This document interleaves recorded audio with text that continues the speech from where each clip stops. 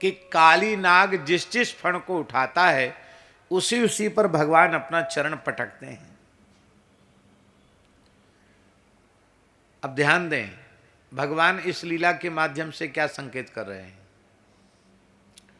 कोई कैसा भी क्यों ना हो, जो अहंकार से बार बार सिर उठाएगा उस पर काल का भी काल, महाकाल और महाकाल भी जिनकी भक्ति करते हैं, ऐसे कालात्मा विश्वात्मा श्री कृष्ण उसके अहंकार को रहने नहीं देंगे।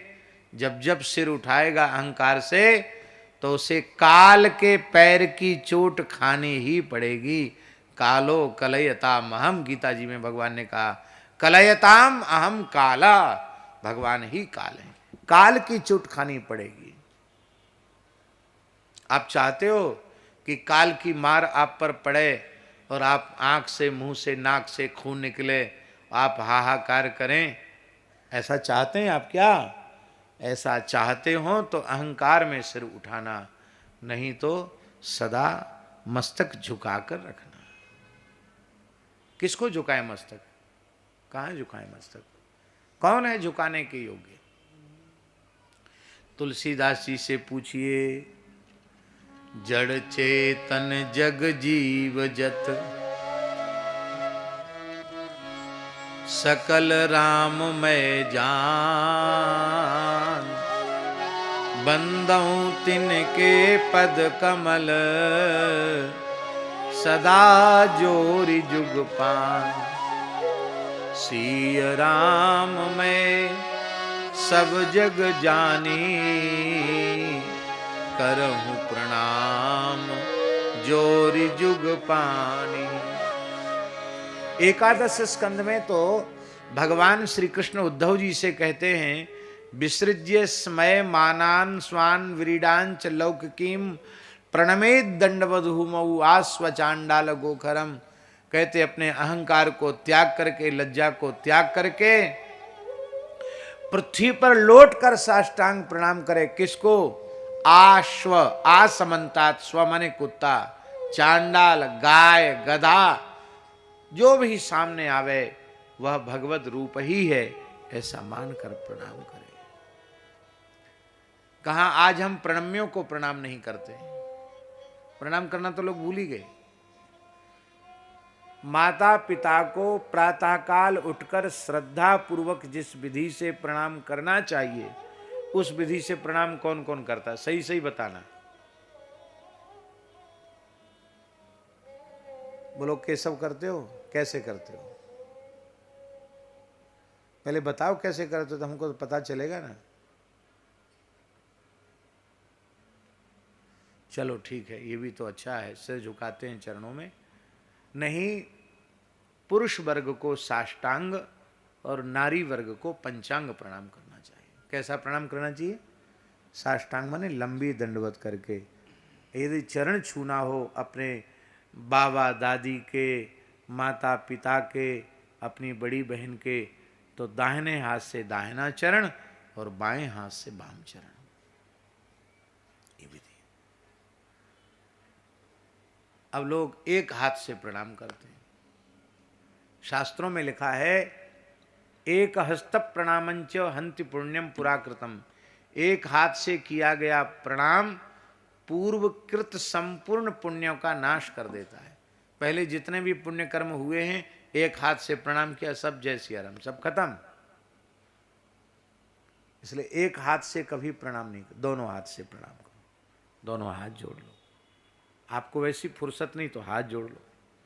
बहुत से लोग प्रणाम की तो बड़ी भक्ति दिखावेंगे, पर पैर में जूता चप्पल है और पैर छू रहे। अरे भैया, कैसे छू रहे हो? माता पिता को जूता चप्पल पहन के तुम प्रणाम कर रहे हो, भगवान को जूता चप्पल पहन के प्रणाम कर रहे हो, संत को जूता चप्पल पहन के प्रणाम कर रहे हो। यही सभ्यता है तुम्हारी? कहते महाराज कैसे उतारें, बहुत टाइम लग जाएगा, तब तक तो प्रणाम जिनको करना है वही चले जाएंगे आगे, कैसे होगा, प्रणाम से वंचित रह जाएंगे। अरे भाई, प्रणाम के कई प्रकार हैं, मनसा, वाचा और कर्मणा। आप हाथ जोड़ सकते हैं, सिर झुका सकते हैं, उससे भी आपको प्रणाम का ही पुण्य मिलेगा। किंतु यदि चरण स्पर्श करना है, विधिवत प्रणाम करना है, तो जूता चप्पल खोलकर पवित्र होकर जो प्रणाम की विधि है। अब लोग घुटने छूने लगे, हमने देखा घरों में ऐसे घुटने, अपने से बड़ों के ऐसे घुटने, एक हाथ से ऐसे छू लेंगे। झुकना बिल्कुल लोगों ने छोड़ दिया। बंबई में एक महात्मा के यहाँ देखा हमने, उनके भगत आकर उनके पेट को प्रणाम कर रहे थे, पेट से लिपट जाते थे, सब पेट को ही प्रणाम कर। ले साहब, सिंधियों की बात है। तो भैया पेट वेट को प्रणाम नहीं किया जाता, चरण स्पर्श किया जाता। विधिवत प्रणाम करो। जिन महापुरुषों की, संतों की मर्यादा है, वे किसी का स्पर्श स्वीकार नहीं करते हैं, तो उनको भी पीड़ा नहीं पहुंचानी, दूर से ही प्रणाम करना। पर प्रणाम में अपने अहंकार का क्षय होता है। प्रणामो दुख शमनः तम नमामि हरिम परम। अहंकार से दुख, दुख क्या है? अहंकार ही दुख है। दुखानुभूति अहंकार के कारण ही होती है। देहाभिमान सर्वथा विगलित हो जाए तो उसको दुखानुभूति नहीं होगी, सुखानुभूति भी नहीं होगी, दुखानुभूति भी नहीं होगी। सुख दुख के झमेले से मुक्त हो जाएगा।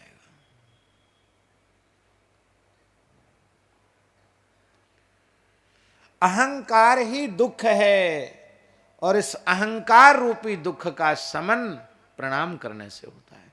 अहंकार को जितना कम करना चाहोगे उतना ज्यादा प्रणाम करना शुरू कर दो। दिखावटी नहीं, श्रद्धा पूर्वक प्रणाम। बस कई तरह की कथाएं पुराणों में प्राप्त होती हैं कल्प भेद से। मार्कंडेय महर्षि की एक कथा कल्प भेद से यह भी प्राप्त होती है कि नारद जी ने उनके पिता मृकंडु को बताया कि ये बालक तो अल्पायु है, और अब इस बालक की मात्र 12 दिन की आयु शेष बची है।